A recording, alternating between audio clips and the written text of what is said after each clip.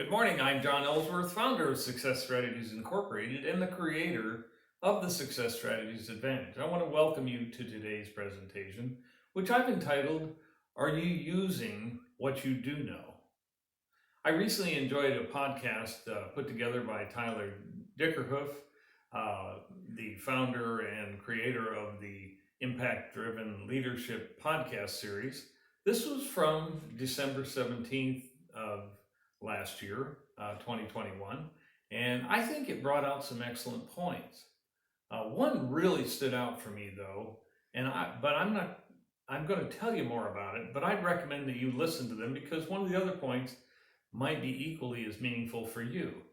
But what I'd like to talk about, my favorite takeaway, is what I'm going to present it as a quote, and the quote is this: we can get so caught up in what we don't know that we're afraid to share what we do know.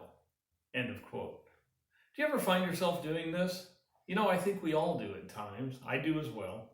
And when we do, think about who loses.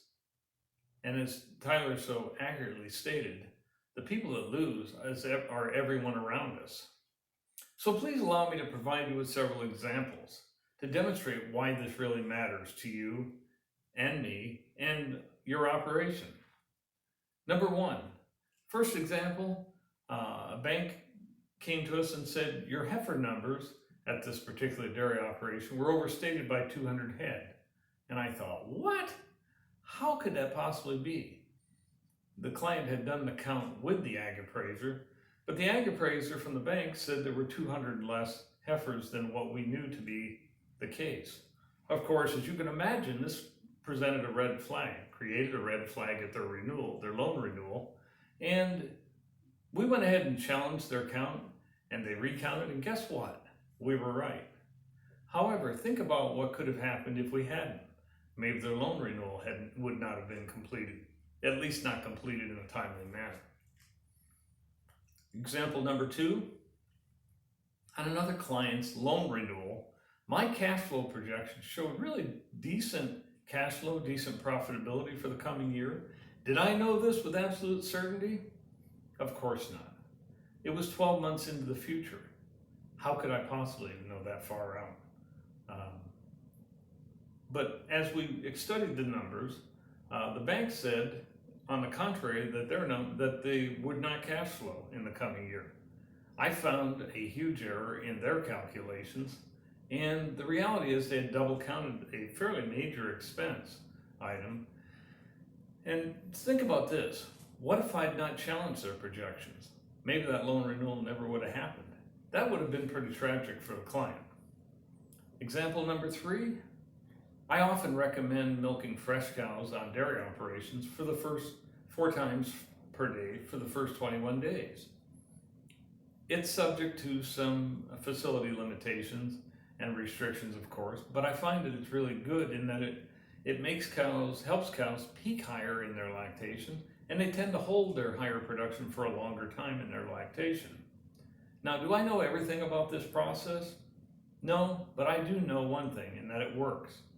And if I hadn't spoken up with the clients that have adopted this procedure, they would be making less milk per cow per day, and frankly, their profitability would be lower. So I think it's clear that there was benefit to speaking up. My final example is talking about diversification of operations. Regardless of what industry you're in, it pays sometimes to diversify. If you're a dairyman, for example, helping diversify into almonds in certain regional locations, of course, grapes, pistachios, olive oil production.